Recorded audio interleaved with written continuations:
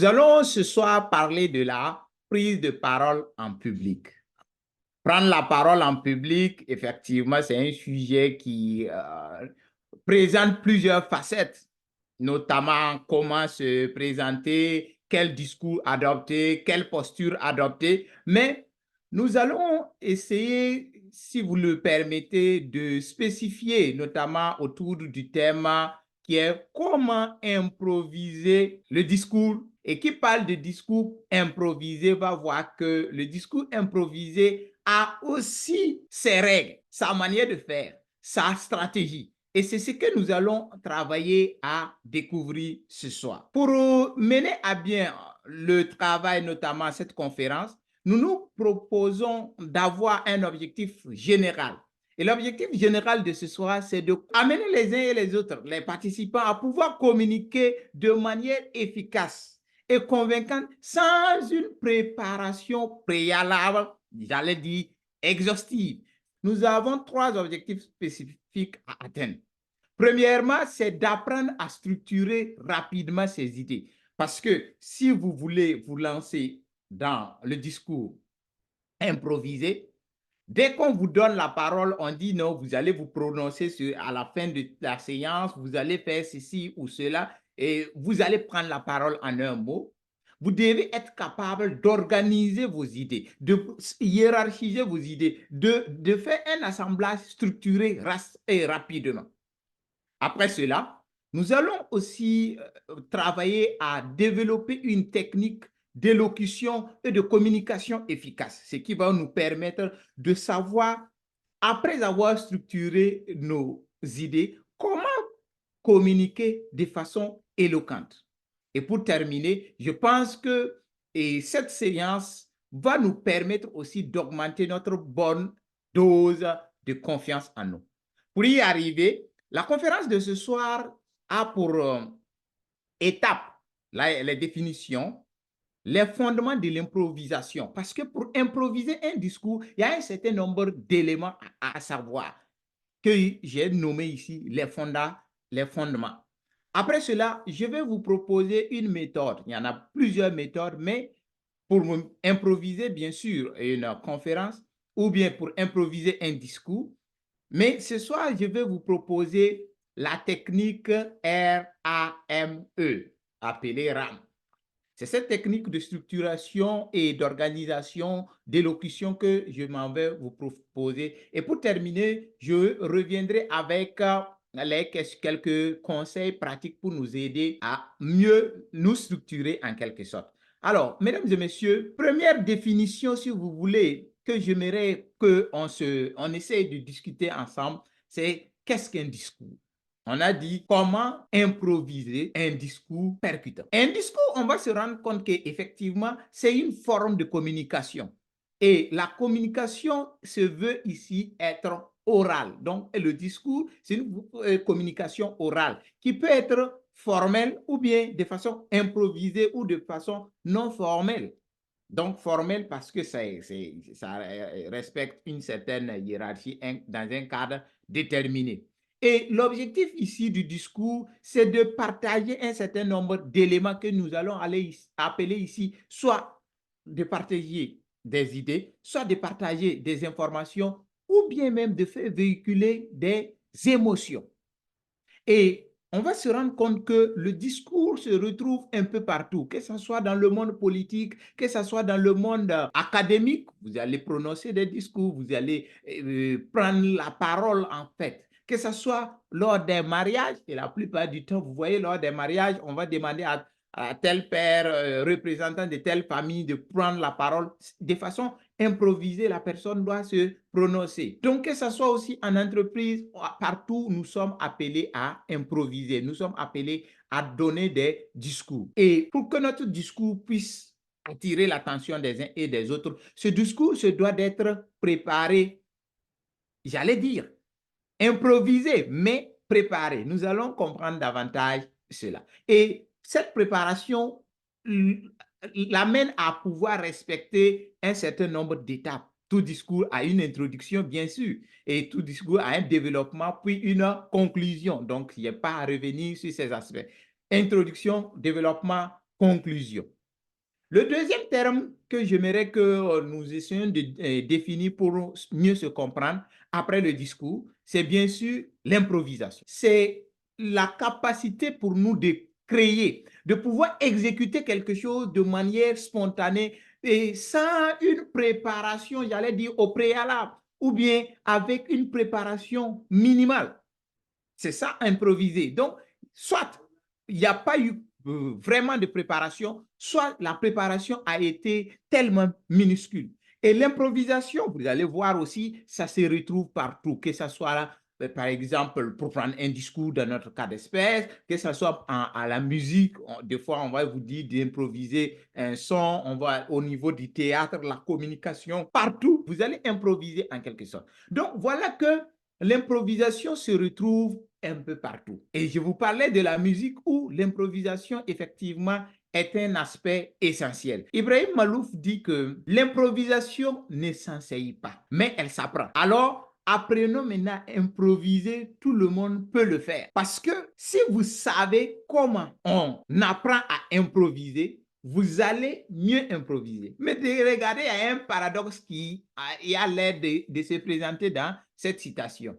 On dit on n'enseigne pas l'improvisation, mais l'improvisation, ça s'apprend. Ça veut dire qu'il y a tout un processus derrière, en fait, la technique ou les techniques pour pouvoir improviser. Et c'est ce que nous allons essayer de développer ce soir. La problématique qui me tient beaucoup plus à cœur, c'est de proposer peut-être des techniques que nous pouvons utiliser pour surtout structurer nos idées, être cohérent et avoir un discours vraiment percutant de façon claire. De façon claire. Autrement dit, quelles sont les techniques que nous pouvons utiliser pour pouvoir proposer un discours qui puisse respecter une certaine cohérence, qui puisse respecter une certaine clarté et qui puisse être persuasif, qui puisse être convaincant. Et c'est ce que nous allons essayer de comprendre dans ce premier élément, les fondements de l'improvisation. Et qui parle de fondements d'improvisation, il y a un certain nombre d'éléments à respecter. Il y a un certain nombre d'éléments à respecter. Je pense notamment à quoi? Je pense à ce premier élément qui est la confiance en soi. Vous allez voir que ce soit en prise de parole en public, que ce soit un discours improvisé, si vous n'avez pas une bonne dose de confiance en vous-même, c'est très difficile pour vous de pouvoir en quelque sorte impacter. Donc, la confiance en soi se veut un outil important. Et récemment, je vous invite à aller suivre sur YouTube les autres vidéos. On a parlé de l'estime de soi là-bas et on a parlé un peu de la confiance en soi, même si on va revenir sur les jours à venir sur une thématique dédiée à la confiance en soi. Donc, dans un discours improvisé, vous devez être rassurant, vous devez d'avoir confiance en vous-même, que vous êtes capable de tenir un discours improvisé. Ça, c'est déjà un élément important. Deuxième élément important, c'est la créativité. Le discours improvisé appelle à la créativité, votre sens de créativité. Je vais vous raconter une anecdote. Lors d'une session Toastmaster, je suis arrivé et au moment des discours improvisés, on me dit, il faut raconter le match. C'était un match passé avec les étalons. Comment tu as vécu le match? Moi qui ne suis pas les matchs. Moi qui ne m'intéresse pas à ce monde-là. On te dit d'improviser, mais ce n'est pas du donné. Mais c'est après cela, je me suis rendu compte qu'il fallait travailler à avoir un certain nombre d'outils, à avoir de la créativité, à avoir de l'imagination. Et pour pouvoir développer un discours improvisé, vous devez augmenter votre sens d'imagination. Troisième élément que j'aimerais vraiment vous partager, c'est l'organisation et la structuration de vos idées. La structuration de vos idées. Et nous allons revenir sur ces aspects-là. Comment organiser ces idées, comment structurer ces idées. Et quand vous prenez la parole, les gens vont sentir l'introduction, les gens vont sentir le développement, les gens vont sentir la conclusion. Et tout ça dans un ordre vraiment déterminé. Et ça, je peux vous le concéder. Vous allez tenir un discours sans papier et les gens vont dire « Waouh !» Et il fait son discours là-même, il n'utilise pas de papier. C'est-à-dire, c'est comme s'il avait improvisé. C'est ça la technique, en quelque sorte, que nous allons revenir sur la structuration. Alors, qui parle de discours improvisé parle de bonne culture générale. Oui, oui, vous devez connaître quand même un certain nombre d'éléments, un certain nombre d'informations. Et c'est cette culture générale qui va vous permettre de trouver rapidement les idées, de trouver l'angle de vue, de trouver ce qu'il y a à dire au moment où il faut le dire, comment il faut le dire et au lieu où cela est permis d'être dit. C'est très important d'avoir ces aspects déjà en compte. Et pour terminer, c'est l'art oratoire. D'aucuns vont me dire que la prise de parole en public, c'est de l'art, c'est l'art oratoire. Non, la prise de parole en public en est un, l'art oratoire en est un autre. Et l'art oratoire, c'est cette capacité pour vous de savoir manier la rhétorique, notamment le verbe, et savoir utiliser tout ce qui fait partie du non-verbal. Nous organisons des séances de prise de parole en public, nous organisons des séances d'art oratoire pour outiller les gens, pour amener les uns et les autres à pouvoir savoir quelle rhétorique construire, comment utiliser le non-verbal, le body language, comme on aime le dire. Donc, si vous maîtrisez en quelque sorte ces aspects-là, ces principes-là, vous allez voir que ça va vraiment augmenter en vous cette capacité de pouvoir aller à la prise de parole de façon improvisée. Confiance en soi, créativité, organisation de ses idées, structuration des idées, une bonne culture générale et surtout avoir les outils d'art oratoire. Avoir les outils d'art oratoire. Mesdames et messieurs, alors, ce soir, nous allons parler d'improvisation. Et qui parle d'improvisation parle certainement de structuration. Et vous avez remarqué, on a parlé tout de suite de savoir organiser ses idées et de savoir les structurer. Sur ce, je vais déjà vous dire que Winston Churchill dit que un discours improvisé a été réécrit 3 fois. Un discours improvisé a été réécrit au moins 2 fois. Qu'est-ce que ça veut bien dire? Que ce qui est improvisé a été au préalable préparé. Maintenant, votre manière d'improviser va permettre aux uns et aux autres de pouvoir, en quelque sorte, sentir comme si vous ne vous y attendiez pas. Je vais dire autrement les choses. Si vous partez à une conférence, vous partez à une réunion, préparez-vous au cas où on va vous donner la parole. Qu'est-ce que vous aurez à dire? Qu'est-ce qu'il y a à dire? Mais si vous arrivez, vous vous asseyez, vous n'avez pas, aucune préparation n'est donnée à ce niveau, ça va de soi qu'il y ait des difficultés. Pour vous accompagner et pour vous aider dans ce sens, je vais vous proposer une technique que vous connaissez certainement, ce monsieur, Harvey Specter, l'inspecteur Specter. L'inspecteur Specter a proposé un discours que j'aime dire, un discours magnifique, où il démontre la méthode RAM. Qu'est-ce que c'est que la méthode RAM? La méthode RAM, c'est un R pour raconter. Donc, il faut raconter. Nous allons revenir dessus. On va faire un exercice tout de suite et revenir sur ça. 2, il faut accrocher. Tu racontes pour accrocher. Et après, on descend pour donner le message. Et pour terminer, on va enrober tout ça d'émotion, émouvoir son public, engager le public. Donc, il faut raconter, accrocher, donner le message et émouvoir son public. Mesdames et messieurs, j'aimerais vous inviter à suivre cette vidéo pour mieux comprendre la technique d'improvisation.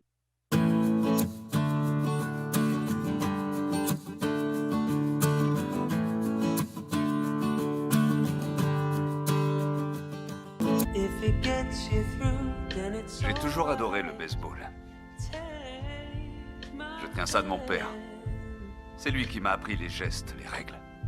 Mon après-midi idéal, je le passais dans la cage de frappe. C'est pourquoi jusqu'à récemment, à chaque fois que je regardais le baseball, ça me faisait penser à mon père. Mais en réalité,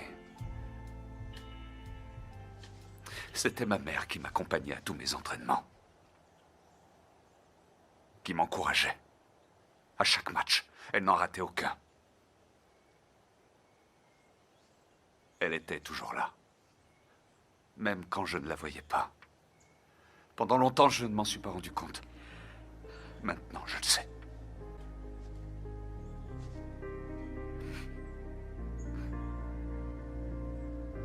Elle me disait toujours que personne n'était parfait, que nous faisions tous des erreurs.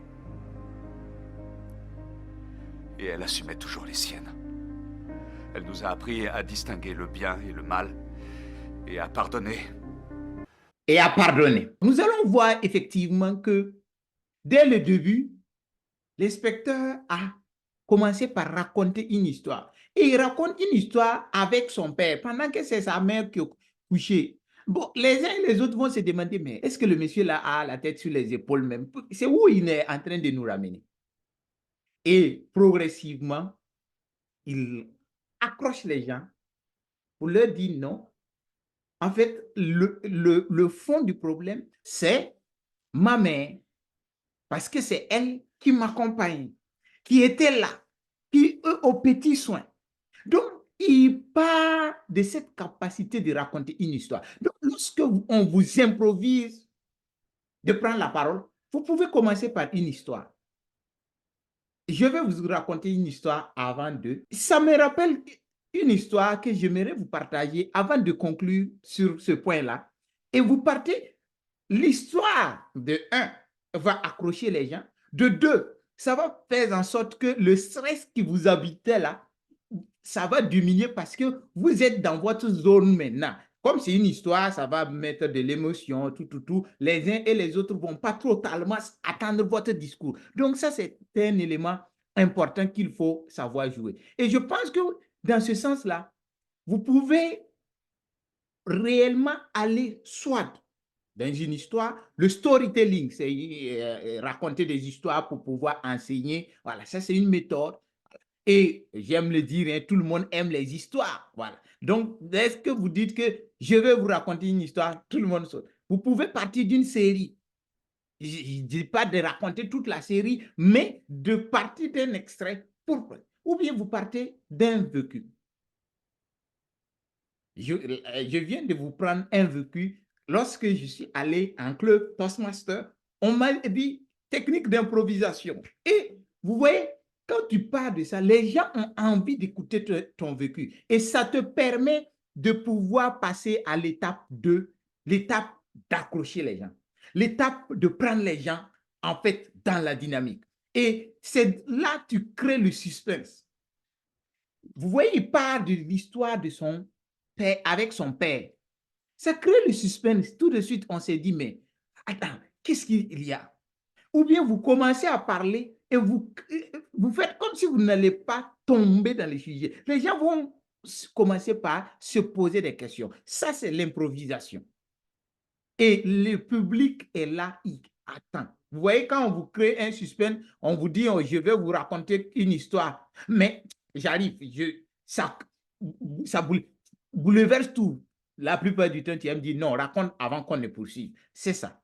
Et maintenant, quand tu descends, tu accroches le public, tu passes le message. Tu rentres dans le développement, tu livres le contenu de ce que tu as à dire. Donc, partir d'une chute, l'accrochage là maintenant, et instaurer cette transition. Donc, par une phrase transitoire, par un silence, le silence, je vous parlais du non-verbal, par un silence ou bien par le visage, ça vous permet de faire la transition et rentrer dans le vif du sujet, notamment votre message. Et je pense que tout ça, avec l'émotion, avec cette stratégie d'engager le public, qu'est-ce que vous pensez de ça? Ou bien, cette capacité à faire rire les gens, ça va permettre à ce que votre discours soit vraiment, j'allais dire, soit accepté et le discours devient. Peut-être maintenant, ce que nous avons à se dire, c'est comment organiser le contenu. À l'intérieur, qu'est-ce qu'il faut dire? Sinon, savoir raconter une histoire, je sais que vous le savez bien. Savoir accrocher, peut-être en faisant la pratique, vous allez pouvoir trouver les formules pour mieux accrocher. Savoir donner le message, on va essayer de voir ensemble tout de suite comment organiser davantage son message et surtout faire tout ça avec beaucoup d'émotion. J'aime vous le dire, hein, les gens ne vous écoutent pas parce que vous avez un quotient intellectuel élevé, mais vous avez un quotient émotionnel et un quotient social assez fort. Si vous ne prenez pas ces aspects en compte, vous allez dans vos communications passer à côté. Non, il ne s'agit pas seulement de l'intellect, mais il s'agit de comment vous donner le document là. On va regarder. Ça commence.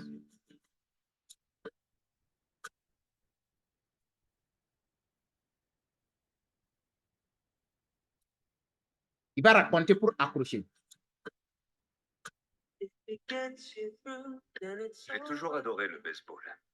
L'histoire. Je tiens ça de mon père. C'est lui qui m'a appris les gestes, les règles. Vous voyez? Mon après-midi idéal, je le passais dans la cage de frappe. Tu veux dire quoi C'est là? pourquoi jusqu'à récemment, à chaque fois que je regardais le baseball, ça me faisait penser à mon père. Et de ça, il bascule vers le message maintenant. Mais En réalité, c'était ma mère qui m'accompagnait à tous mes entraînements. waouh! Avec le silence. À chaque Silence. match, elle n'en ratait aucun. Elle était toujours là, même quand je ne la voyais pas. Pendant longtemps, je ne m'en suis pas rendu compte. Maintenant, je le sais. Regardez son message proprement dit. Émotion. Elle me disait toujours que personne n'était parfait, que nous faisions tous des erreurs.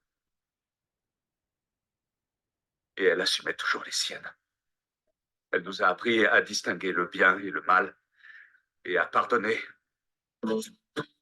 Je veux juste présenter comment l'émotion a été.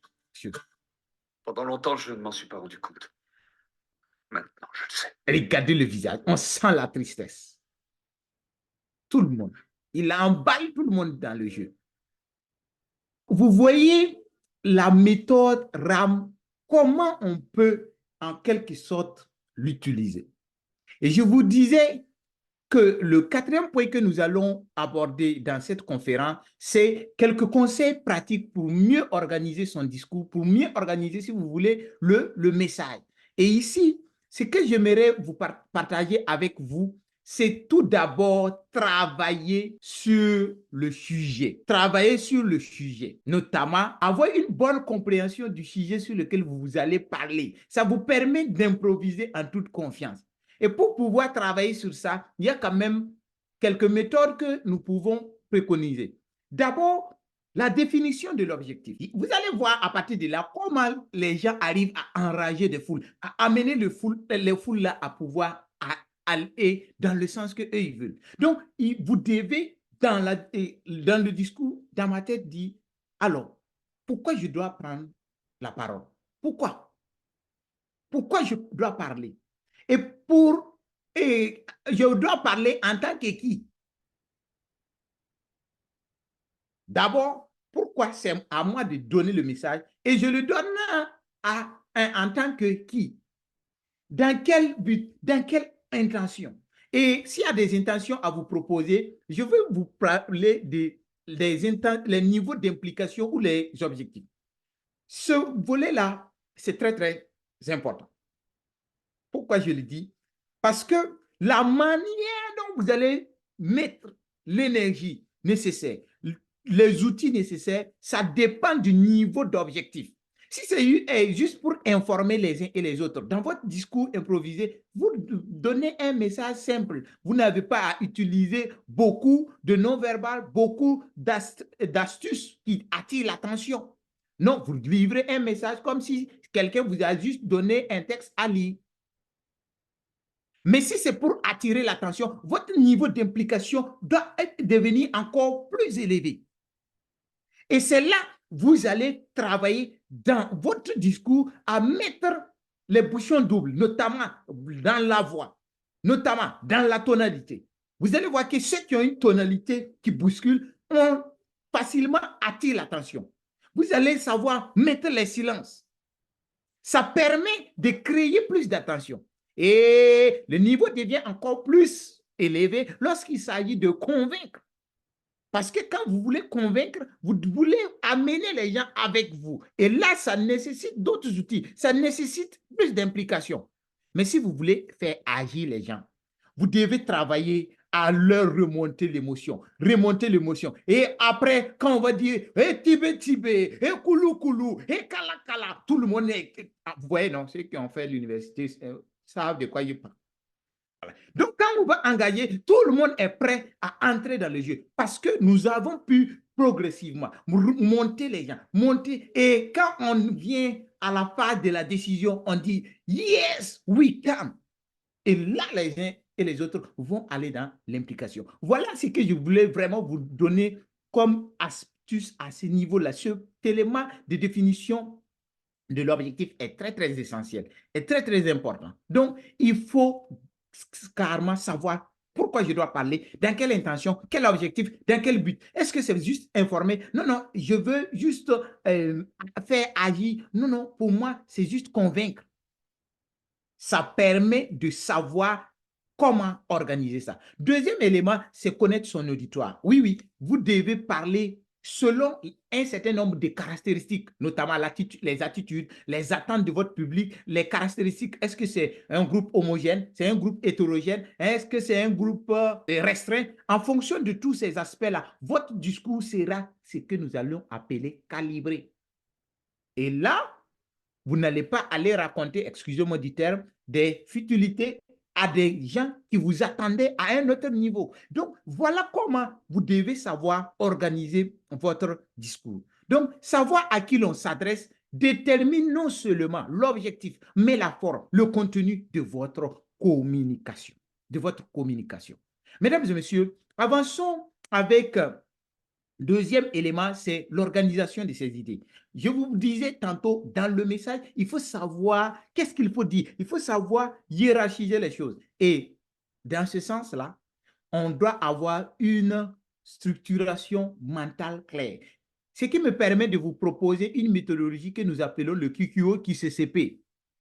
Ceux qui sont formateurs au cabinet Wake Up Now savent de quoi je parle. C'est la capacité à répondre à la question qui, quoi, où, quand, comment. Avec ça, notamment avec le QQO qui CCP, c'est une méthode pour pouvoir rapidement organiser vos idées.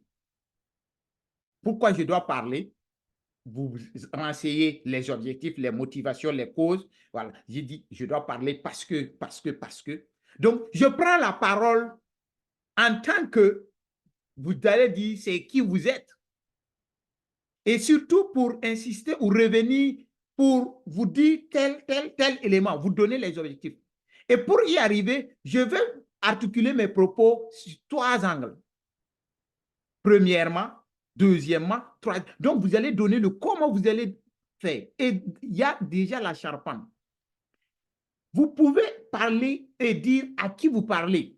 Donc, vous, en tant que participant, ça permet aux uns et aux autres de savoir, ouais, non, on s'adresse à moi, on s'adresse à nous. Et ça permet de structurer. Et s'il y a lieu, vous pouvez travailler sur le quand, la période, la date, la durée. Donc, c'est des informations, soit de votre message qui peut donner beaucoup d'informations à votre message. Et pendant que vous parlez, vous avez beaucoup d'éléments à l'intérieur. Vous avez beaucoup d'éléments. Il y a le combien, le où, l'origine des choses, la destination, d'où ça vient, ça part où. Vous avez voulu organiser telle activité. Pourquoi? La raison, voilà. L'origine de la situation et vous avez telle intention. Et vous, en fonction de ça, vous calibrez bien votre discours. Et à la fin, les gens voient que vous avez eu un discours avec un certain nombre de points. Voilà. Vous pouvez même, il y a certains même qui, de façon, j'allais dire formelle, disent, je vous dirai pourquoi, comment et où nous sommes partis.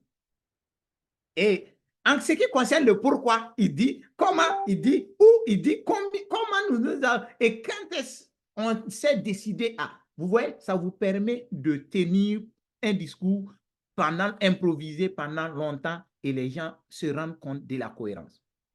Et ce qui est intéressant, c'est d'avoir quand même un champ lexical élevé et puis surtout, je vous disais, une bonne culture générale. Rappelez-vous des fondements. Donc, si vous avez des anecdotes, vous allez prendre des anecdotes, des histoires, des storytelling, peut-être l'imagination, votre créativité peut vous permettre d'utiliser d'autres éléments. Il faut aussi travailler avec la rhétorique. Oui, si vous communiquez Des fois, vous allez utiliser des métaphores, la répétition. Et si vous voulez, je vous recommande un monsieur qui parle, qui aime la répétition et les mots. C'est un pasteur, Ivan Castano. Quand Ivan veut parler, il peut utiliser 5 mots pour signifier la même idée. 5 mots pour signifier la même idée. Il dit ça, il ajoute. Et quelqu'un qui aime la répétition, toujours un pasteur, c'est David Oyedepo. Il peut répéter la même phrase 3 à 4 fois. 3 à 4 fois pour vous permettre de comprendre. Donc, ça, c'est un aspect très, très important. Savoir utiliser la rhétorique, le silence et tout ce qui y va avec. Le contact visuel. Oui, oui. Les uns et les autres ont envie de vous voir. Les uns et les autres ont envie, lorsque vous parlez, qu'ils sentent qu'il y a une certaine connexion. C'est pour cela, que ce soit en live ou bien en ligne, vous devez travailler à faire quoi? À garder ce contact avec votre public. Vous devez travailler à être toujours en relation. Et mes formateurs, je ne cesse de le dire, il faut avoir de bons outils. Oui, oui. Vous ne pouvez pas vouloir faire des formations et dans votre dynamique, on ne sent pas ce contact-là. Non, non. C'est nécessaire, c'est important. Donc, cette communication-là, c'est à travailler à pouvoir installer et c'est à travailler à pouvoir maintenir. Alors, pour terminer, c'est la pratique. C'est la pratique. J'aime toujours dire tout ce que nous venons de dire. Si vous ne pratiquez pas, je me demande si on va pouvoir s'en sortir. Alors, pour terminer ce soir, je vous disais que la prise de parole en public est assez vaste avec un certain nombre d'éléments. On peut prendre la parole en public sous plusieurs angles. Et surtout, il y a les discours préparés, il y a les discours non préparés, notamment les discours improvisés. Et dans ce discours improvisé qui a été l'objet de cette communication de ce soir, il faut retenir qu'il vous faut une certaine bonne dose de conviction, notamment de confiance en vous-même. Et si vous avez la confiance en vous, je vous invite à travailler sur l'honnêteté. Oui, sentez-vous libre, donnez ce qui vient en vous. Ne cherchez pas à vouloir inventer parce que ça va se savoir forcément. Et travaillez à respecter votre public. Il y a beaucoup qui ne le font pas. Donc, quand vous donnez, vous voulez parler à votre public, travaillez à respecter votre public et travaillez surtout à engager votre public, notamment à leur donner la parole, à donner un certain nombre d'éléments, à parler. Vous pouvez même, avant de commencer votre discours improvisé, proposer que 2 personnes réagissent avant que vous n'allez dans le vif du sujet. Pendant ce temps, vous organisez vos idées. Voilà un peu ce que je voulais vous proposer.